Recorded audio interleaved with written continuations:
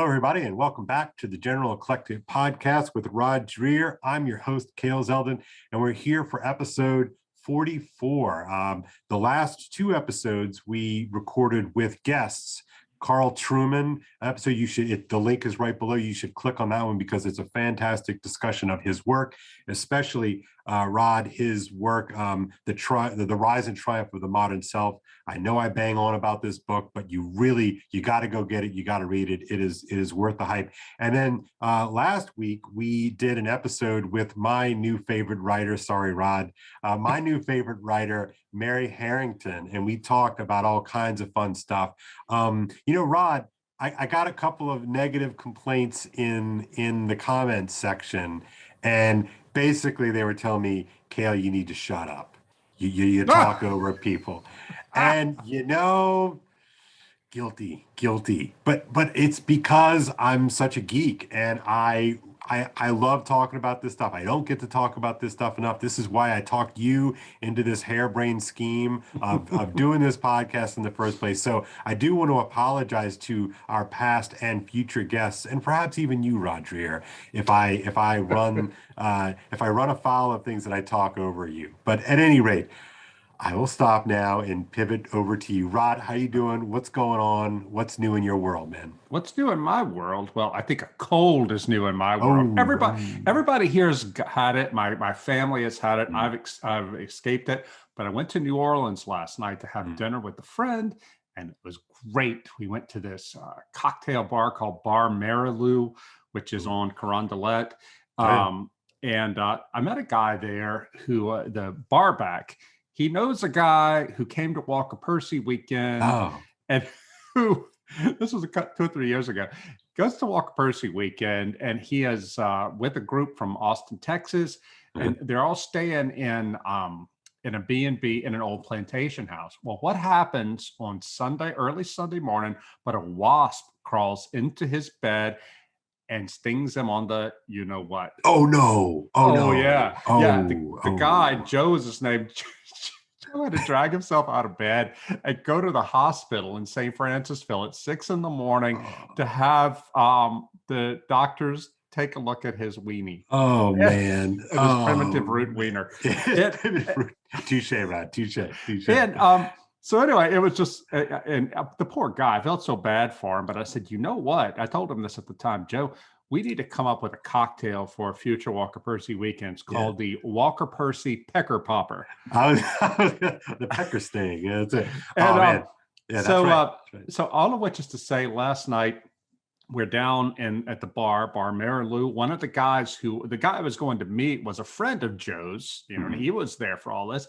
And it turns out the bar back is also a friend of Joe's. So we tell him Joe's story about the wasp. And I said to the guy, I want you to invent a drink for me called the Walker Percy Pepper Popper. Pecker Popper, sorry. It has to have something spicy in it. So I put some sort of like jalapeno bitters or something in there. It was good. It was really good. So, we need to get that recipe. We need to get this in the show notes because I'm a big cocktail guy. That's sort of like been my thing through COVID, is teaching myself how to become a cocktail barman. So, man, let's do it. I need the details. And because we're in the nativity fast and orthodoxy, and because that does exclude cocktails, for my sins, I'm being punished with a head cold. So, how about you? Because that's how it works. That's how it works. What's new with me? Well, besides my interruption problem, no, look, we are in what I call the wintrum. We have this small little sliver of a time. So it's the 2.5 weeks between Thanksgiving and the season which shall not be named, that we have classes. And so the trick, of course, is to convince high school students to take these 2.5 weeks as seriously as the 2.5 weeks at the end of the term, because like these kind of count too. It's always an uphill battle. But what I do and have been now doing for the past dozen or so years is I teach Macbeth. So I'm of the personal philosophy that reading something kind of as quickly as possible to get a sort of a feeling of the shape and form and a feeling for the play is actually beneficial. And so we do it. We read every other day. We meet every other day, and we're on Act 4 of Macbeth, which is so good. It's really such a fantastic play. I really am like the most cliched English teacher. I'm never happier than when I've got a Shakespeare play in my hand and teaching classes. It's been pretty fun. It's interesting you say that, because I've been on top of the world for the last couple of weeks, and even one of our listeners and viewers, Anna in Budapest, my friend in Budapest, she said, "You look different. You look happier." And I'm like, I am happier, and I'm happy because I'm on to something. I'm starting this new book about re-enchantment and all that. And I realized that I am never happier than when I'm on to something, a new idea, a new author, a new film director, whatever. When I feel like that, suddenly there's a search. Walker Percy's talking about the search. You're on the hunt. You're on the hunt. I'm on, and I love it, because I feel that God is going to reveal all kinds of interesting things to me, and I'll come back and tell people. That's one of the great things about being a writer, is you get to explore the world and tell people what you saw.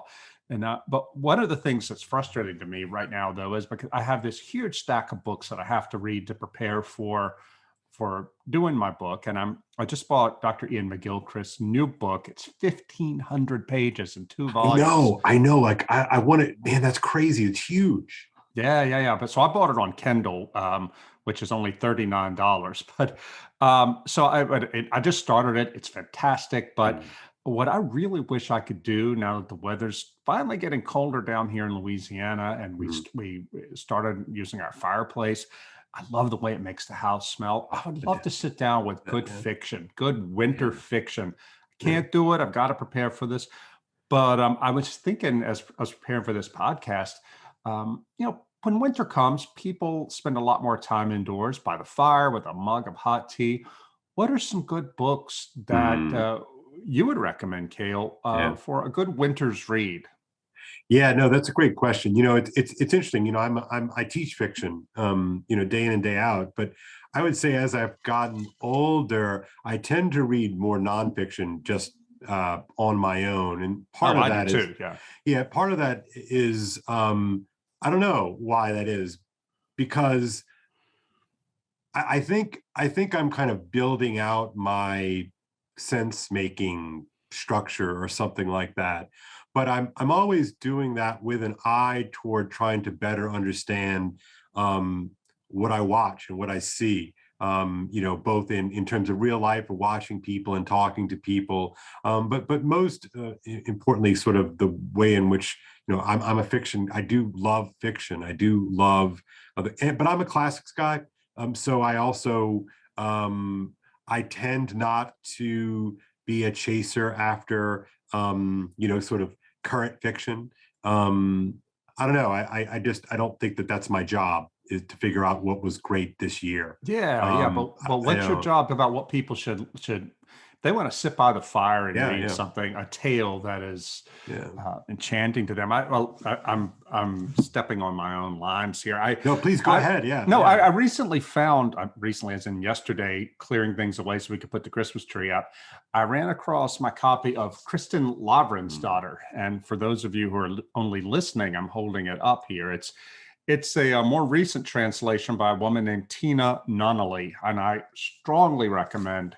Can't recommend it more strongly to get the Tina Nunnally translation as opposed to the older English translation. Show the book cover again for our viewers. Yeah, that's the one you can get. That's the one I just picked it up, actually. Yeah. Well, I had for years heard that I needed to read this book, Kristin Lavernes' daughter. It's basically 3 books written by a woman, a Norwegian Catholic woman named Sigrid Undset, about 100 years ago. And it is the tale of the title character is a young girl, starts out as a young girl, and follows her through the course of her life in medieval Norway. Now, this is a world that is still enchanted. Right. It's the Catholic faith is very strong with these people. It's a novel about knights and saints and sin and redemption, and it's just cathedrals, pilgrimages. I can't recommend it enough. But it'd been so hard for me, Cale, to get to this novel because I had been given many years ago by a Norwegian friend the standard English translation, which the translator in the 1920s decided it would be more true to the spirit of the book to translate it in sort of a ye olde way. Oh yeah. Oh, and it's terrible. Yeah, that's not tough. how Sigrid Undset wrote the book. Right. But, yeah, it's almost a kind of a neo-Victorian, let's sound important by importing the these and the thous, and it just rankles the ear, doesn't it? Oh, I couldn't get through it. I could never get more than 30 pages into it. I finally said, you know what, the translation might be the problem. I got this more recent translation, and it went down like a dream. It is, I couldn't put it down. I wanted to put it down. Some nights I would be there with I want to put toothpicks in my eyes. But it is a book about faith for sure, and Christian readers can get a lot out of it that way. But even if you're not a person of faith, just this portrait, this incredibly detailed, rich portrait of the Middle Ages that Sigrid Undset paints is just exhilarating. And all these dinners they have around the fire and when it's snowing outside. I mean, I can't get enough of that stuff. One of the things that I think about is, why is it, or how is it, maybe that's a better way to say it, how is it that a book can totally grab you? And that's the way we experience it, right? That a book, like, you become enchanted by a book. It's as if the book has cast some kind of spell that draws you into it rather than you drawing the book into you. I don't know if you experience a book that way or not, but for me, when I really get into a book, it's like I feel like I'm jumping into the book spatially, if that makes sense. Yeah, it's like going into the Metaverse the old-fashioned way. Yeah, well, right. Well, isn't it though? And that's what poetry, broadly understood, right? Storytelling, is ultimately a traffics in experience, right? That and this is why I think a lot of conservatives get nervous about literature, unless it's sort of the baptized literature that you're allowed to read. Like, it's okay to read Flannery O'Connor, and it's okay to read Tolkien, and I love Tolkien and I love Flannery O'Connor, but but literature is messy business, because it invites you into a world. It enchants you into a world, and you're trafficking in experience. And I remember as a young man loving literature, and then kind of becoming suspect of the sort of the tyranny of affectation, right? Like not trusting feelings. But then as a later, in my 20s, understanding that literature is meant to form the feelings by way of experience, and that has sort of opened things up for me quite a bit. And man, there's just nothing like a story to draw you in and just take you somewhere else. I mean, what is the line from Emily Dickinson? There is no frigate like a book. There's no romantic there's no more romantic way to jump into the portal than through a book, because it really is magical. Well, I think that one of the mistakes that many of us modern people make, and I'd be guilty of this myself too, is if you prefer nonfiction, you tend to think of fiction as entertainment, and some of it is. I mean, you can. There are no more entertaining books than P.G. Wodehouse's Jeeves novels, Worcester and Jeeves novels, but the best fiction tells us something about the world that we can't necessarily get through nonfiction. In the book I wrote about Dante, I talked about how I discovered in my research that neuroscientists did an experiment where they took a group of people and they hooked electrodes to their heads and they had them read a book of like moral propositions, not presented in a nonfiction way, and then they had them read a novel or a short story where the same propositions were laid forth, but embedded in a story. Yeah. And their brains lit up in very different ways both times. And the upshot of it was that there's something about a narrative that incarnates truth. When I say incarnates, I mean, it brings it into our mind as if it were really happening in real life. Right. It becomes actual experience. Like our Right. brains experience it as an experience. And that's what I mean. I mean, I think that's why we forsake literature at our own peril. In Rod, you referenced the brain science, and from what I've read about this is that when you're reading sort of propositional truth, for instance, whatever discipline you're talking about, that it excites or activates kind of one node, right? It's a dude. Whereas when you have those things embedded or nested in some sort of story, multiple nodes are firing at multiple times, and there's this sort of it's almost like the difference between 2D and 3D, or maybe one channel and 8 channel. Like, it's a much more richer experience, and therefore it embeds and wends its way into our memories in a much more profound way than, for instance, reading a catechism versus reading a gospel. I mean, I think that's probably the sort of the two. We need both, right? This is not to make an argument that nonfiction is for losers and fiction is for winners, although fine. But rather that we are storytelling characters, like we are, we are pattern recognizing pattern creators, I think, is the way that Pageau would talk about it. Well, I mentioned to you just before we came on that I had recently downloaded Dr. Ian McGilchrist's latest book called The Matter with Things. And it's 1,500 pages, over 2 volumes. I got it on Kindle. Dr. McGilchrist is well known for his previous book called The Master and His Emissary. It's about the brain. And to boil it all down, Dr. McGilchrist talks about how, there you are, your master and his emissary, the divided brain and the making of the Western world. And to boil it down, he says that, we well know that the left side of the brain tends to handle the more abstract calculations, and the right side of the brain is more about sentiment and feeling. Yeah. And we need both of them in order to be fully human. He says, though, that over the last 2 or 3 centuries since the Enlightenment, we have dramatically favored the left brain forms of thinking and suppressed knowledge through the noetic knowledge that comes to us through religion, through literature, through poetry and music. And he says that this is a really big problem for us.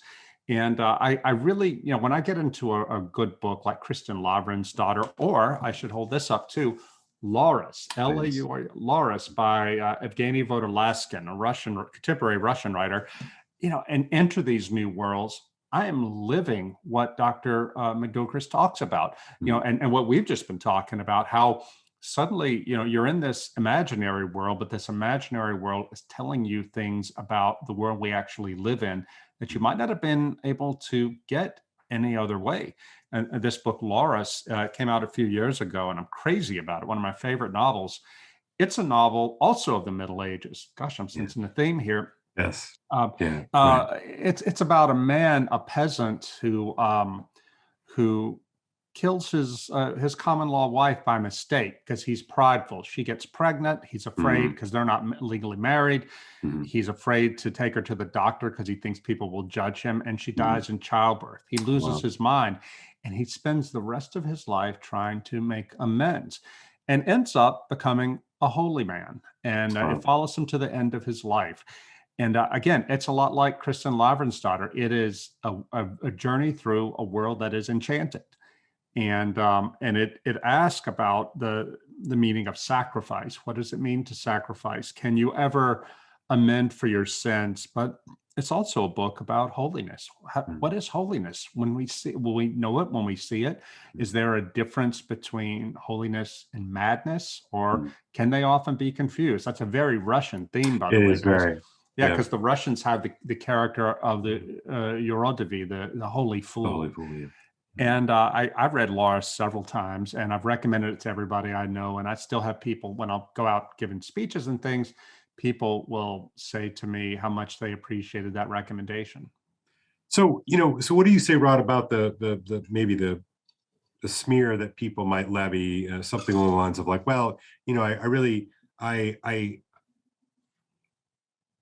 sort of one or two ways, right? Number one, like I don't want to waste my time on nonfiction. It's really, it's sort of kiddie stuff, A or nonfiction or fiction? that fiction is kind of kiddie Okay, yeah. stuff, and I need to sort of face the problems now. So there's that sort of way of going at it, or what, I don't want to, I don't want to.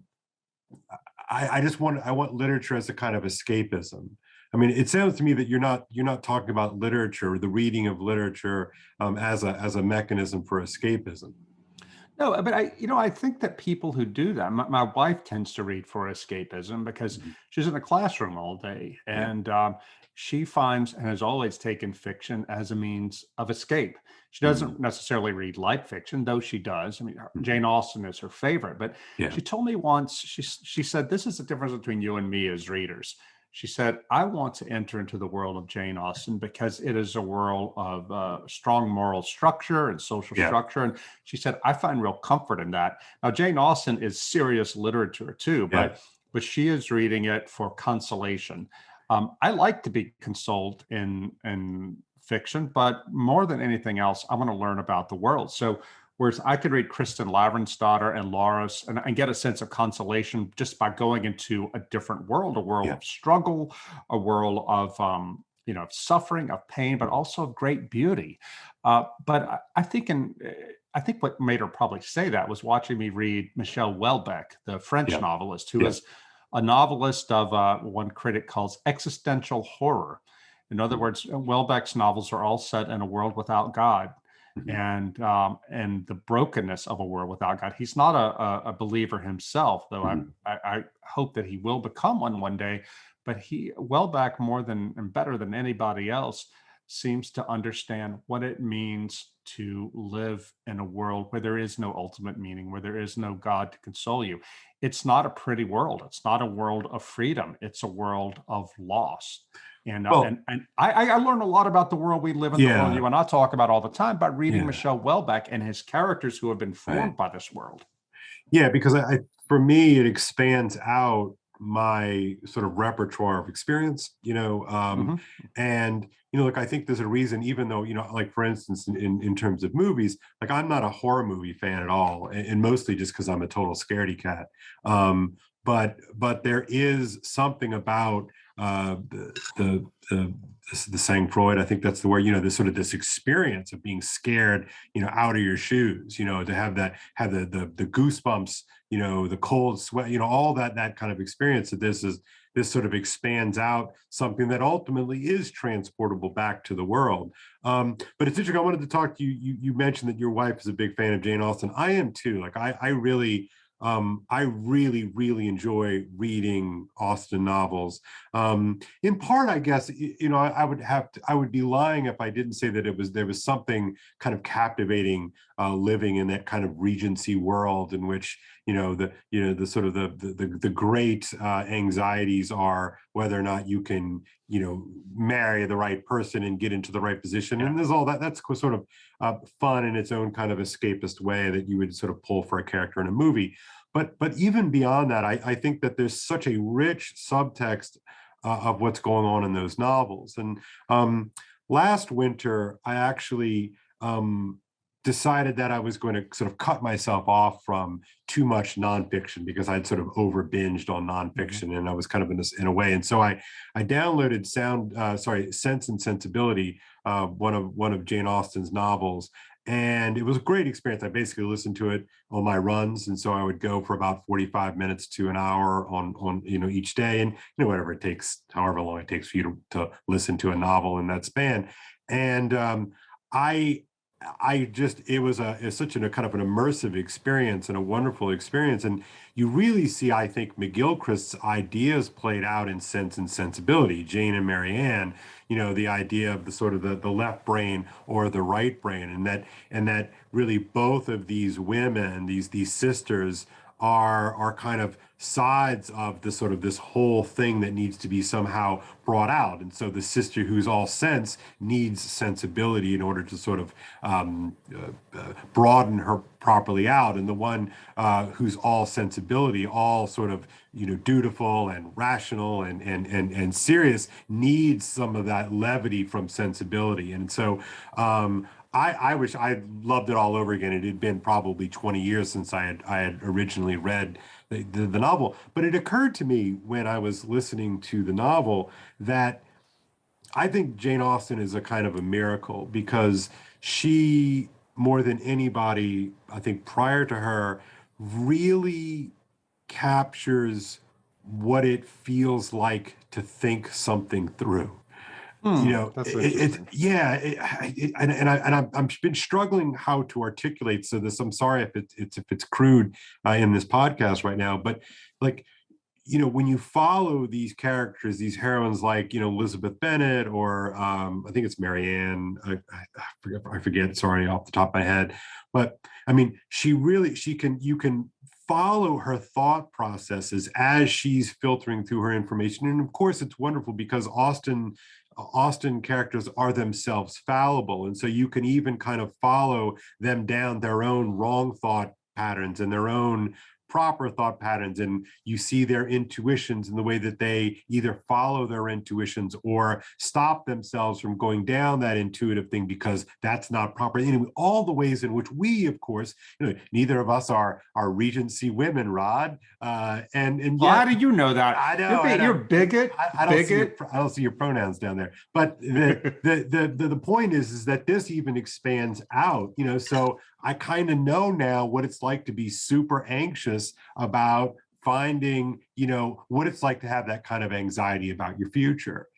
Obviously in my own life, I have all kinds of anxieties about my own future and the future of my children and the future of my family. All of those things are real, but to kind of become decentered and sort of have this eccentric experience from the one that I carry around with me every day has this strange ability to kind of fill me out and offer me perspectives that you leave, and I know this is a little bit of a retrograde take on literature, but it does actually have the possibility of making me a better person. You complete me. You do. See, there it is. No, you're right. You're totally right. And it's because you're going on, it's like a pilgrimage, one of the things I'm going to talk about in this new book that I'm going to be starting is the value of pilgrimages. What is it about the pilgrimage? And I mentioned on my Substack, or maybe on my blog, that I was thinking about going on the Camino de Santiago, in Spain. Spain. And one of my readers wrote and said, look, if you do that, do the whole thing. Don't just do like the last bit of it, because you need that whole experience of walking all across Spain for it to mean something. And well, it takes like 6 weeks to do the Camino properly, and I don't have that kind of time, so I guess I'll find a shorter pilgrimage. But I see what he means. There's something about some knowledge you can only gain by doing. Like you can sit here and read a book about how to play a violin, but you're only going to learn how to play a violin by doing it. I remember when my family and I came into Eastern Orthodoxy back in 2006, my wife's godmother warned us both, said, listen, it's going to take you a while to be able to understand how Orthodoxy works. And she said, give it 10 years. I'm like, 10 years? Wow. What does that mean? Because I thought that just pick up a book, figure it out. And well, no, it doesn't work that way.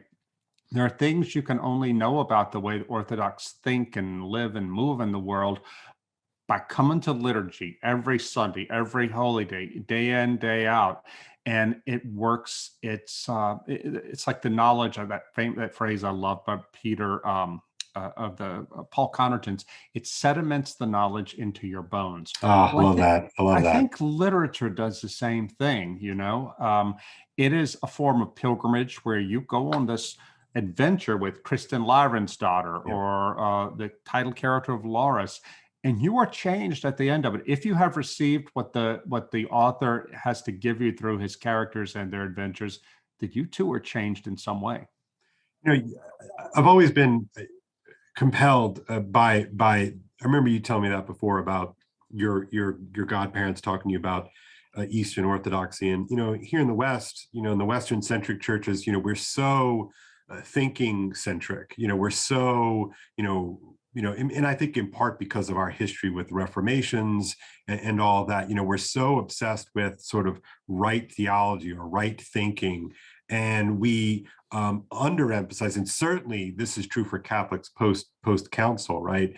That we've it's sort of the denuding of our sacred liturgy has, I think, fueled an even more sort of virulence about what's the right theology, what's the right thinking, what's all that sort of stuff. Yeah. And I've always loved that when you describe Eastern Orthodoxy, that it really is. I think it's the difference between esoteric and exoteric knowledge. That religion, for it to be meaningful, must involve only that which you can know as a participant. If you look at the sort of the old rites, in Christian initiation rites, that you could stick around for the hearing of sacred scripture, but once the liturgy of the word was done, you had to leave, because there was something about being in the presence of the Eucharistic prayer, the consecration, the elevation, that moment that is really reserved for the initiate, and then you take that one step further, and so that the reception of the Eucharist is reserved. That mystical experience of the reception of the Eucharist is reserved only for those who are both initiated and worthy. Like there's a real instruction of the heart, there's a real instruction of the soul that can only be done by going through the thing. And so this is why I think you're right in your sense of the pilgrimage, because the pilgrimage is two things in my mind. Ironically, it's physical and it's teleological. And otherwise it's just vacation. And tell me what you mean by teleological. I know what you mean, but maybe you should. Well, physical. Like, in other words, like, think about this, right? Take this out of the realm of overt religion for a second, and let's say that you and I are dyed-in-the-wool Elvis Presley fans, and we cannot wait to go to Graceland. Right now, you and I can go, and we like, you and I, we dress up as Elvis for Halloween. We've got, we're part of that whole crew. We just love all things Elvis, and so we are going. We want to go to Graceland because that's the spot, right? That's where it all happened, kind of a thing. And so, but you and I can just go online right now. I'm sure you go to graceland.com or .org or whatever it is, and we can take a virtual tour of Graceland. Why is that somehow not sufficient for me and you, these two dyed-in-the-wool Elvis Presley fanatics? Because we believe in reality. Right. Okay. So what is it about actually going to Graceland in this stupid scenario that I've just cooked up for us in the podcast here? What is it about actually going to Graceland that's different than just looking at a picture book or going online and taking, quote, a virtual tour? Because one of them is about actually doing the thing in your body, and the other is about gathering information about the thing. That's exactly right. So you and I are going to hop in our pink Cadillac that we own because we're Elvis fanatics, and we're going to drive to Memphis, right? It's Memphis, right? And we're gonna do it all up, and we're going to go there, and we're going to sort of experience the shag carpet. We're going to experience the TVs. We're going to experience all of that, right? Because there's something real about the experience, and that's, I think, a very important difference. Now, teleological. This is where my example might break down a little bit, because being an Elvis fanatic isn't actually a sort of a true religion. And I don't know about that. You've been up north too long, brother. I'm going to say it's not a true religion, because I think the locus of the point the end of the pilgrimage is to go and to physically experience Graceland in this. And so this has to tap me into some sort of supernatural ultimate destination, as in destiny, right? And so the reason why, and so sort of now to put it back into real terms, the reason why a pilgrimage is so important is because we are physical, we are real, and we know, certainly you and I as Christians know, understand, and believe that our ultimate end is not to sort of be around, the sort of the Greek ontoon, thought, thinking, thought. It's not to be in the presence of being, but it's to be in the presence of God. And God is a person, and that the heavenly host, the Hosanna that we are anticipating is real, and it's actual, and it is physical, and ultimate. And so that's why I think pilgrimages are the small little foretastes, the sort of so you can't hack that, right? You can't, you can't skip over the actual trip itself. And this is something I think that's very difficult for us moderns to deal with, because so much of our lives can be taken care of almost in completely abstract zeros and ones. Yeah. So, I think that you're really onto something there. And I think this is something that's going to be so much more important in our world over the next decade or two as we move into the so-called metaverse. Kale, since you and I last talked, I've done some reading about DMT, the drug DMT. And let me back up a little bit. I was heading out to Colorado recently, and I had a conversation with an Orthodox Christian I know who lives in the Pacific Northwest, and and I was telling him about my new book plan, about the re-enchantment of the world and all that. He said, one thing I really think you should pay attention to is the use of DMT and psychedelic drugs by people who are seeking an experience of enchantment or re-enchantment.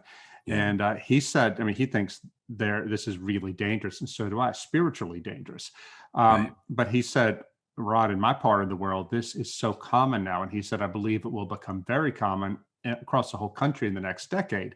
So what people are doing is they're using DMT or ayahuasca, which is a form of that, or various forms of psychedelics, seeking to have this kind of experience. A kind of religious experience. Is exactly. How you, right, exactly. By screwing with their brain chemistry. And of course, there's a question about, are they hallucinating, or do these drugs, by manipulating brain chemistry, help the people who use them to see alternative realities that actually exist, but we just can't perceive them? I fall on the side of actually exist. There could be some element of pure hallucination there, but I tend to think that Aldous Huxley was correct, that these drugs open the doors of perception. But I spend more time than I should have done in a hotel room in Colorado reading about people's DMT experiences. There's a lot they have in common, but they all meet beings there, like demonic beings, or at least supernatural seeming beings, alien beings. And it seems that many people who come back from these trips believe that, these beings are real and they just happen to exist on another plane. Now, if that is true, then we've got a real problem. This is not something to be messed around with. And I think that if people in general began to respond to the disenchantment of the world, of this materialistic world, by seeking that kind of pilgrimage, that they risk destroying their lives and maybe even losing their souls. Well, yeah, I sort of, this is where I kind of want to borrow a little of McGilchrist thinking, because this, I think, is only possible in a world that has become so numb to spiritual realities that they can toy around with that which you and I, as small Orthodox Christians, believe is all too real. The realms of spirits and the demonic are real things for us. And I say that not to sort of bring too much of the woo here, but that what always strikes me when I listen to accounts of these hallucinations, and that's what we call them, we almost call them hallucinations so that we don't think too deeply about it, because it's really too scary to think too deeply about it, because nobody wants to confront that this stuff might be real. And last episode, when we were talking with Mary Harrington and even with Carl Truman, we were talking about Taylor's conception of the buffered self versus the porous self. And part of the modern project has been to convince everyone that we are totally buffered reality. That is, we are sort of wholly discrete entities unto ourselves, and nothing else can kind of get inside, so to speak. And so then you go down this path of playing with DMT in this instance, and you're opening yourself up to things which you think are just kind of cool, digital pictures in your brain. And I think you and I are probably saying, well, no, actually, they're not just cool little digital pictures in your brain. They're actually probably manifestations of spirits. And guess what? Spirits aren't all nice little angelic little things that like play with harps and and pull for us when we're having a struggle. That there are these other spirits that might not want us to feel good. Yeah. If you read these things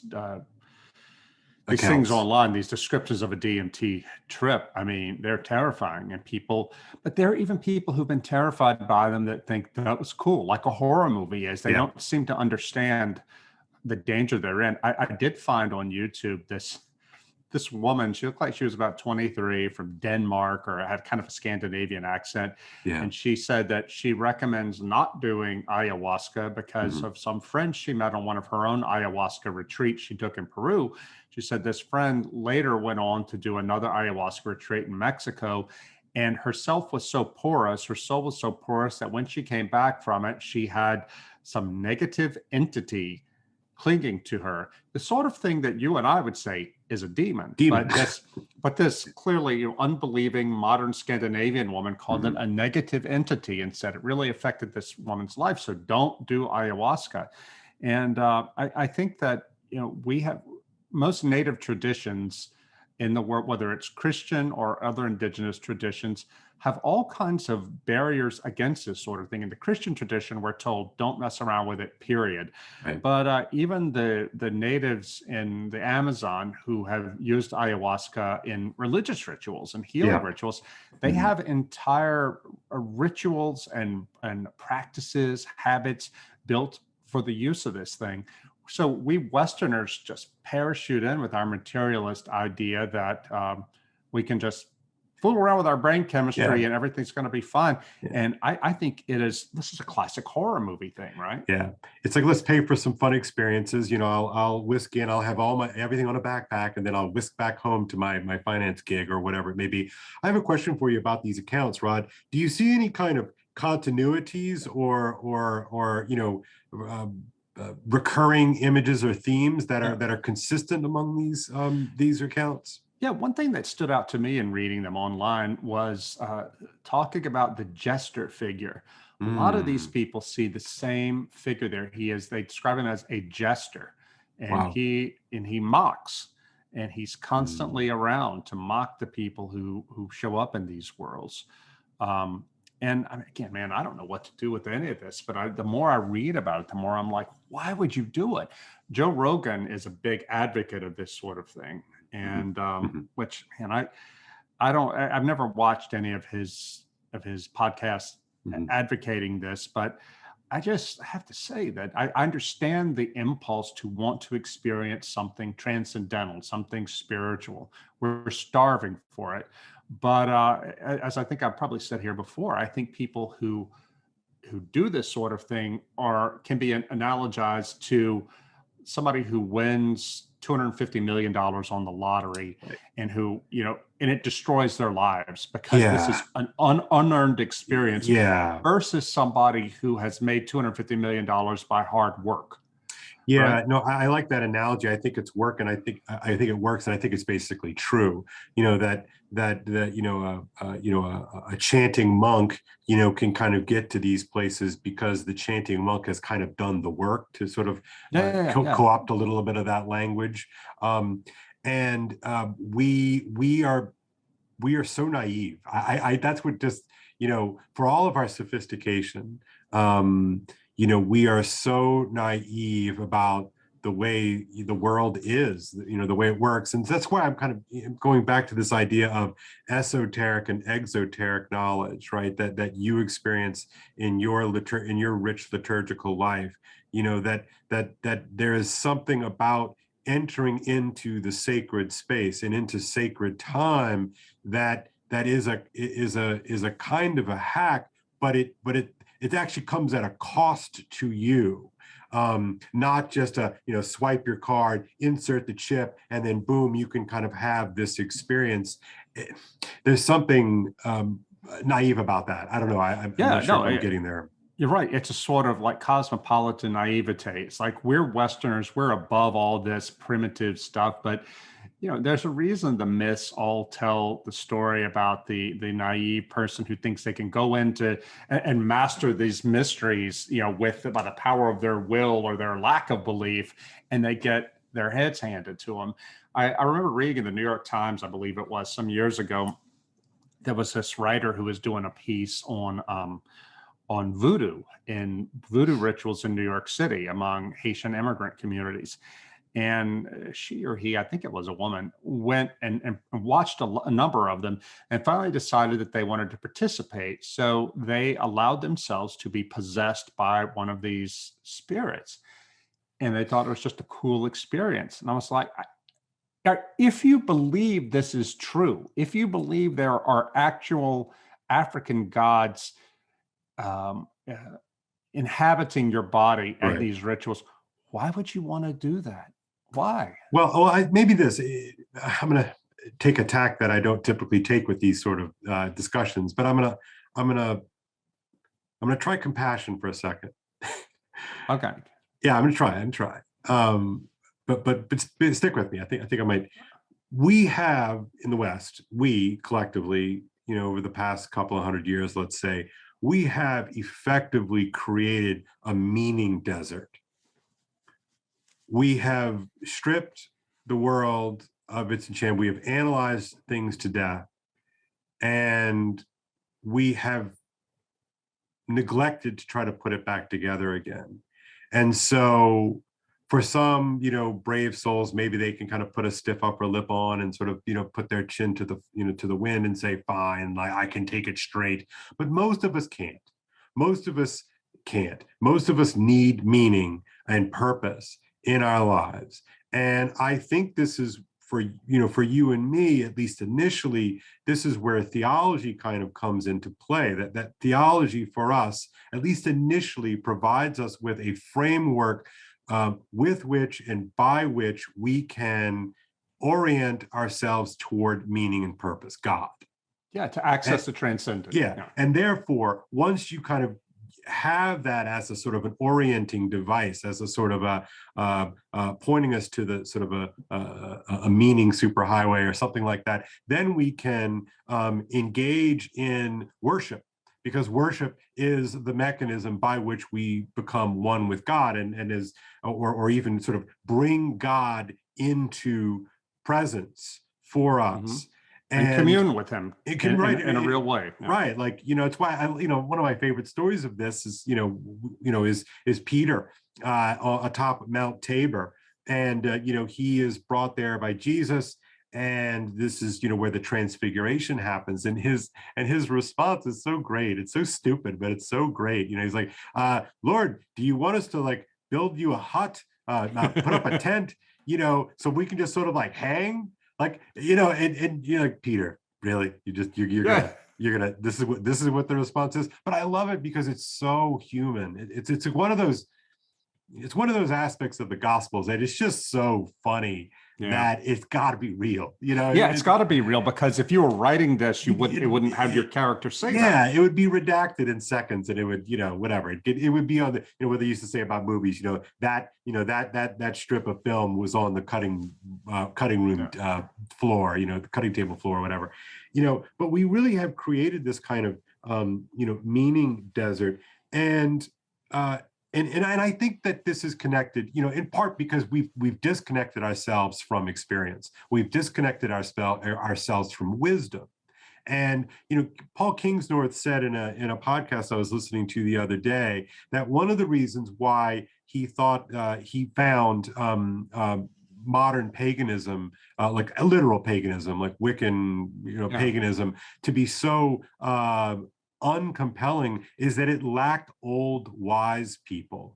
And I was really struck by that. And you and I probably have a kind of a knack for that. We're drawn to that kind of sort of the old wizened people of the faith sort of motif.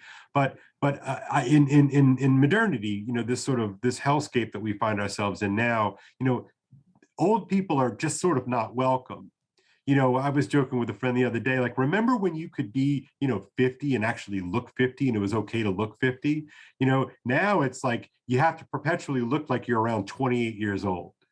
And so there's all so you have to work out all the time, and you have to wear the right clothes, and you have to have the right surgeries and all this sort of stuff. It's because we hate old people. I resist this. Yes, I resist this to its face. Well done, Rod Dreher. You do your small part, brother. Sorry, let me rub my big belly. Yeah, here. yeah. But I was struck by what Kingsnorth says, because obviously it's a symbol, right? That we need a mature tradition that has existed for longer than about a decade. We need some of these long spirits to tap into, because we're so easily thrown off of these wisdoms. And so sort of to take this back, is I like old books. Like that's, Pride and Prejudice, or something like I really enjoy tapping into these old currents of things, because I find every time that I read them, especially these stories, that they bring me back, they bring me to something that I've intuited that I've missed. Yeah.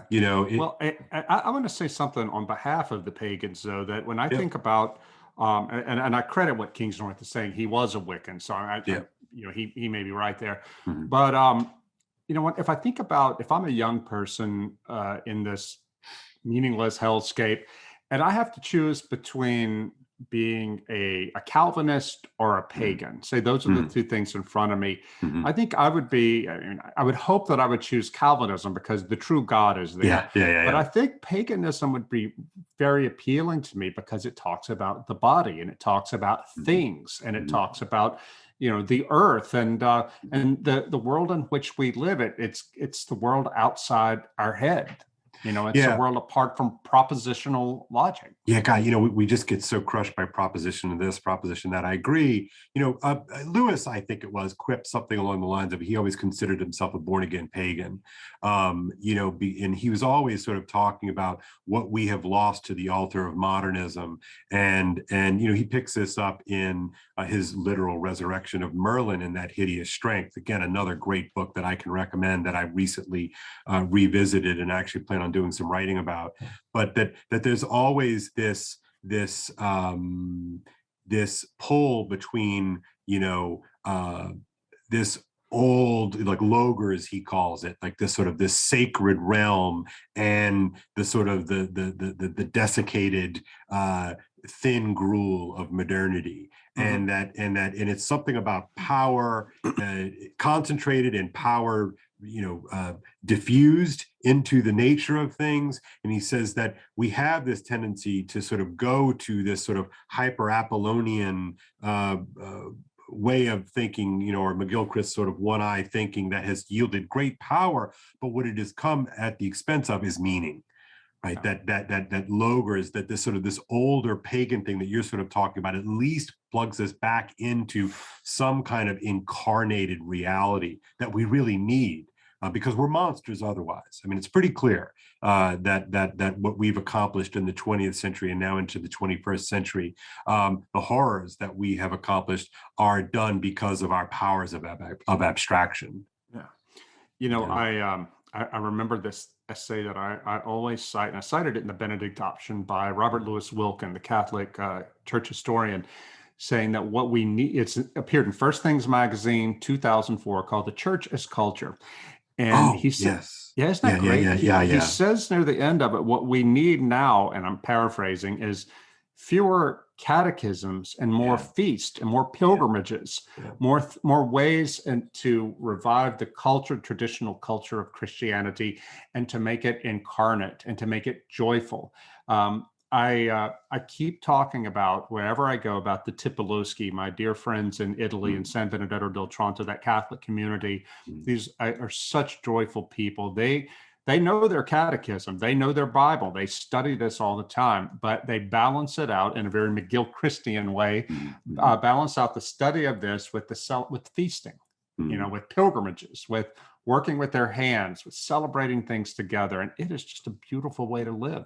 And we don't have that today. We don't, and honestly, I don't think I'm ever happier than when I'm sitting around a table of a bunch of people, eating and drinking and celebrating, some event. I mean, that it truly is. I don't think it's, I don't think it's any mystery that one of the enduring images of heaven in Scripture is the heavenly banquet.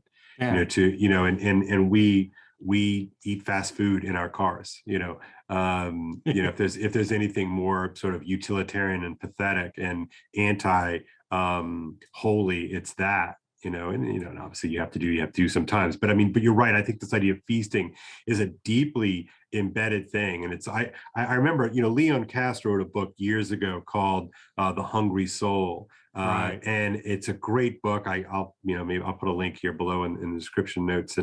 And he talks about like eating as this sort of distinctly human and ennobling thing that we do in a way that no other animal does, right? I mean, it's sort of part of what we do, but it's deeply embedded to the formation of a people, the formation of a family, the formation of a clan, the formation of a people, but the idea of a shared feast. And boy, it's making me want to go have a Christmas celebration soon. Hang on, brother. It's nativity fast for us. I know. I'm holding on. But that's interesting too, though, that like in the Orthodox Church, before for the great feast of the year, we always do a fast, Lent being the greatest feast. And there is something about the strict fast for Orthodox Christians who are fully observant, no meat, no dairy during the fast period.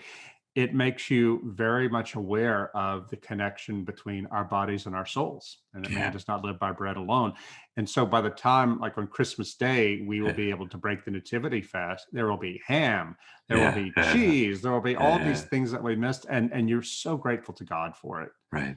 I wanted to say something before. I know I can see we're running out of time here, but I wanted to talking about pilgrimages, to tell something to our listeners. I've told you about this privately, but it was something God really did for me on a pilgrimage. I've been fairly open about my own struggles with my family, and my coming back to Louisiana. This is in Little Waverly Lemming, how Dante. And I have been so preoccupied with just locked in my own head, thinking about, family, and I wish it could be this way, and why can't it be this way? And so much so that I've been really struggling with anger over my inability to change the past, or to change the present that is related to the past. Well, as you know, and our longtime listeners will know, this artist walks up to me in Genoa, in Italy, in 2018 at my final speech on the Benedict Option book tour there, and he hands me this drawing he had done of. And I looked at it. It was an engraving, very well done, beautiful work of a saint kneeling down. It said he said, this is the temptation of Saint Galgano. I didn't know who that was. And I don't either. His English wasn't good, so he apologized for that, but I thanked him. I looked it up. Galgano was a medieval Tuscan who had lived a very passionate life, is very caught up in the world. His mother prayed for him to return to God.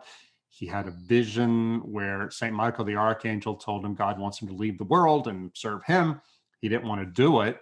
So he gets led up. His horse leads him up to the top of this hill. They call it a mountain. It's a hill in Tuscany. And he has a vision of Christ and the apostles and the Virgin Mary. A voice tells him, really, you need to leave the world and serve God. Galgano says, it would be easier for me to bring this sword down into the stone than to do what you ask. He brings his sword down and the sword goes into the stone, almost up to the hilt.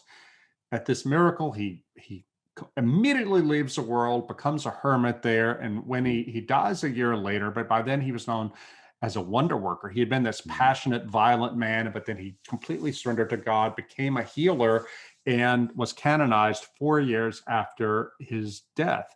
Wow. Yeah, and the thing is, what's so interesting about this is he was the first one the Catholic Church canonized under new rules. The new rules, which, yeah. The new rules, which they meant they sent a cardinal up there to interview people who had known him, including his mother, and to try to establish facts. Well, they ended up the bishop built a church in the 12th century around the sword and the stone. To this day, you can go there and see the sword and the stone. It's still there. It's under plexiglass. In the year 2000, some Italian scientists went there with X-ray machine. They X-rayed it, and the blade is down in that stone. That's still amazing. They tested the metal. The metal is 12th century. They can't explain it. Wow. Anyway, I thought this is all really interesting. What does it have to do with me? Well, I'll make this a very short story. 2 years after that, I was really, really depressed over COVID and still just stuff with the family. I couldn't work out. And I watched this Andrei Tarkovsky movie about a writer who couldn't see the beauty and the glory of God all around him, and his own mission in life couldn't accomplish it because he was so stuck in his head, being nostalgic for his family back in Russia. Yeah. And he's walking through in one scene through this ruined church, and it's a dream sequence. And you hear the voice of the Virgin Mary say to God, Lord, please speak to him. So because he's so lost, he needs to hear from you. And God says, the voice of God says, if I spoke to him, would he even be able to receive what I'm saying? She says, well, show yourself to him. God says, I show myself to him every day, but he can't see. I said, that is me. That has been so locked in my head, so trying to think through. Well, when the movie ended, I looked to see, where is that amazing church? It's the Abbey of San Galgano.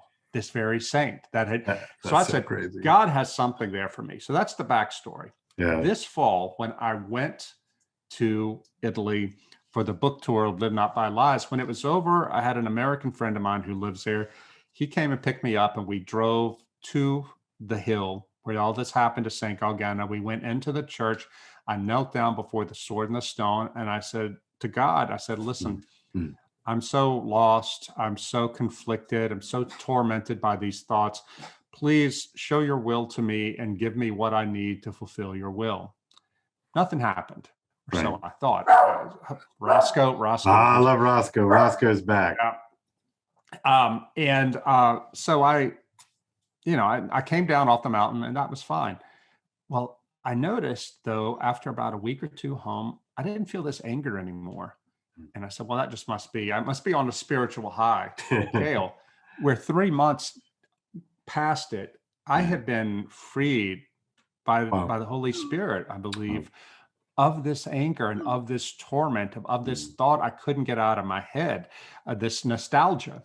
Yeah. And one of our I mentioned earlier that one of our listeners said that I'm looking better, I'm looking happier lately on the podcast. It's because it has finally occurred to me that pilgrimage resulted in a healing for me, of a release.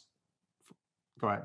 Well, yeah, no, that's to me, that's the power of the pilgrimage. I don't think it's any coincidence that these popular pilgrimage sites are always the places of miraculous healings. Last podcast when we were talking with Mary Harrington, we were talking about the Canterbury Tales and the Wife of Bath's Tale and all that. But what they're all on their way to is they're going from London to Canterbury Cathedral to visit the Holy Blissful Martyr Fortu Seca, right? They're going to see St. Thomas of Becket's shrine where he was martyred and a place where people in England would go and receive these miraculous healings. So I don't think it's a coincidence that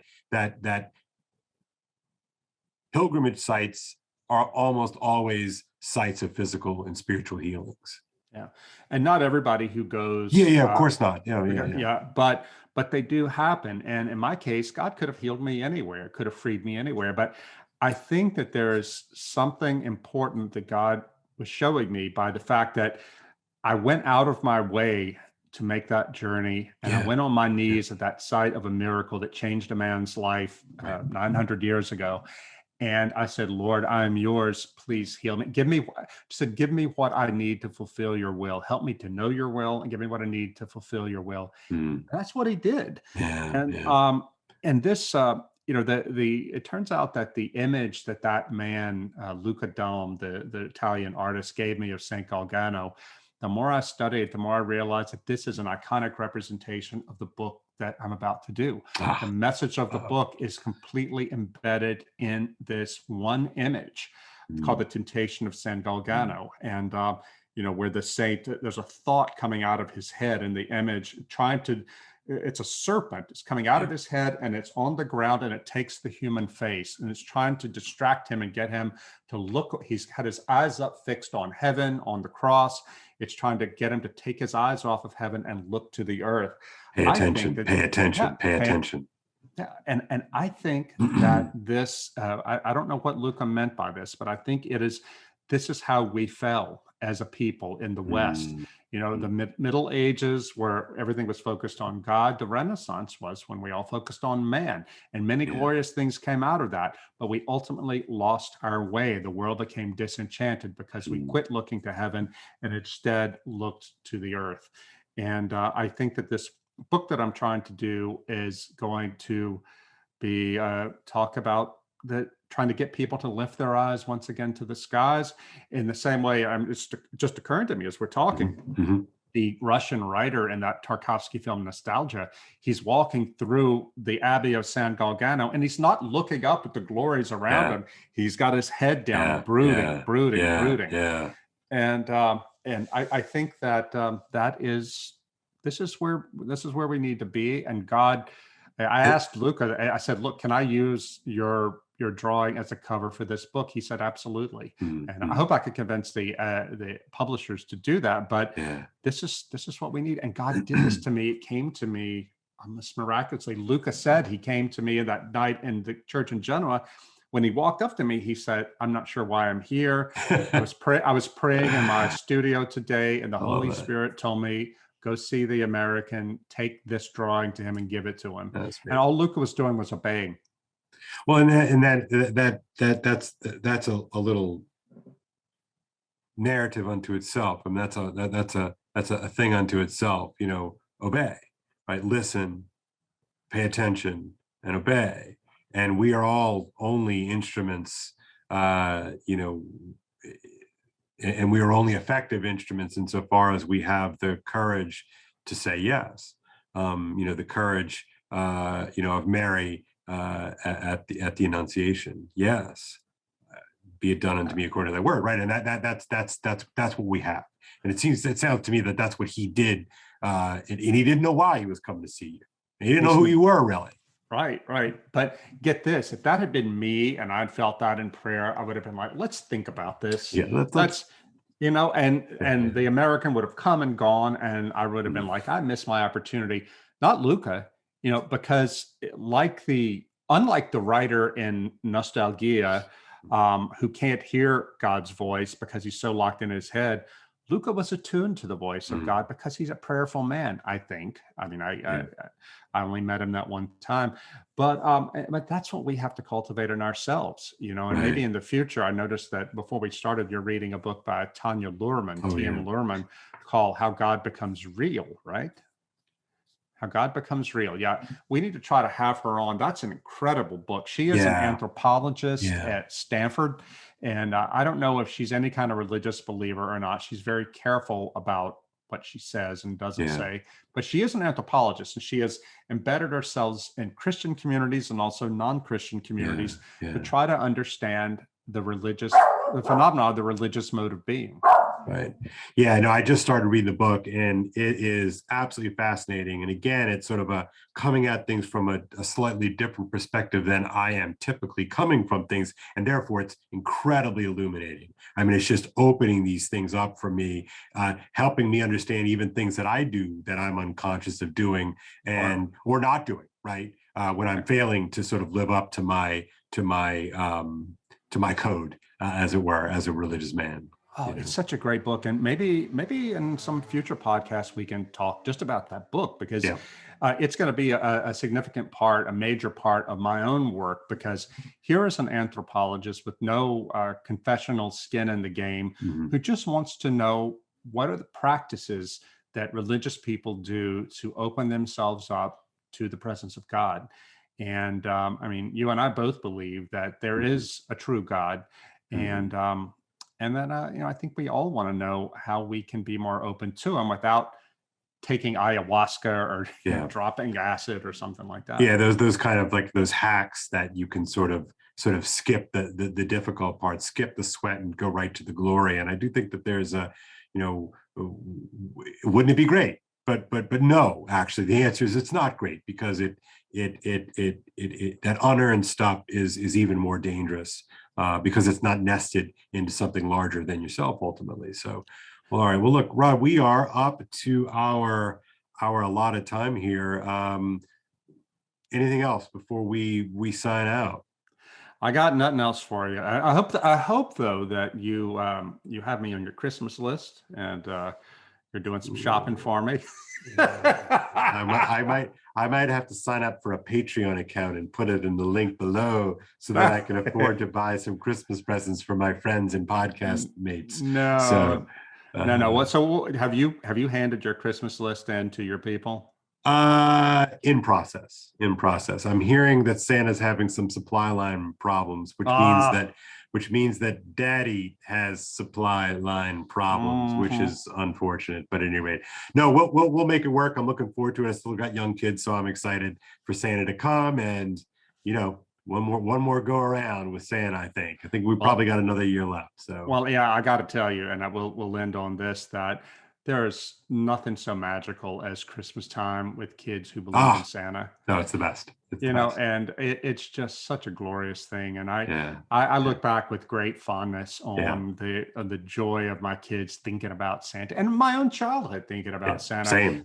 There's some Christians who don't raise their kids thinking about Santa, and I can respect that. But for me, it was just part of the joy of the season. Yeah, no, it really was. It's I agree. We did it, and I'm glad we did it. And we'll see. Maybe we'll talk about this after Christmas some more. So at any rate, cherish this time, because I will. It is a gift. It is. And don't get nothing on you. All right. Bye now.